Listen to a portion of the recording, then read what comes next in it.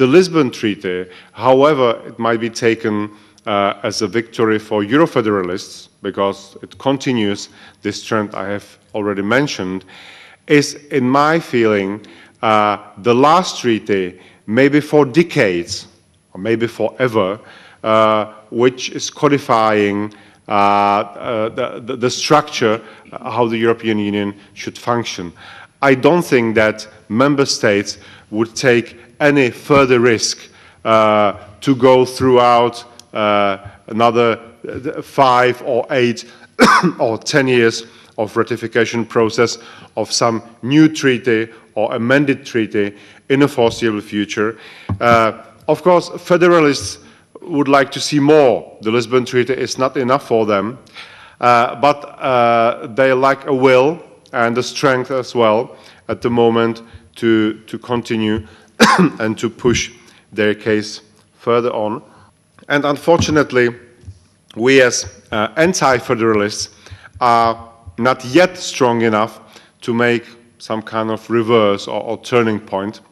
But at least we have to be able to accommodate ourselves within these new conditions and to start to work with them. First of all,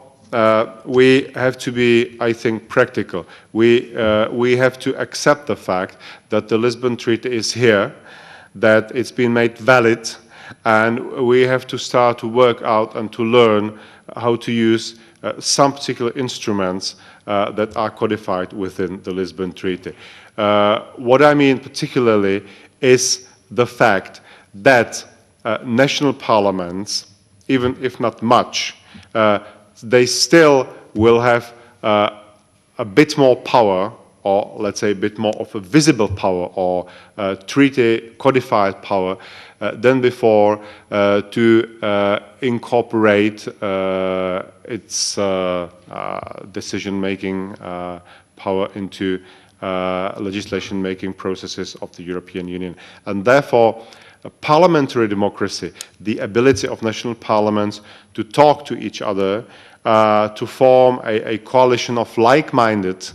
and to try to influence the process of preparation of EU legislation since the beginning will be, in my opinion, of a very utmost importance. And unfortunately, my feeling is that almost no national parliaments are prepared to do so, and with few exceptions, European committees or respective committees in national parliaments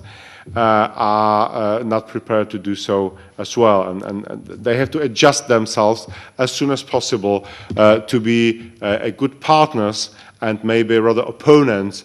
to European Commission and European Parliament, to be able to assess critically every piece of new legislation which comes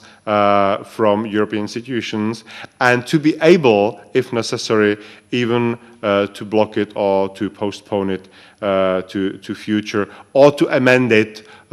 in such a course that would be favorable for all of us.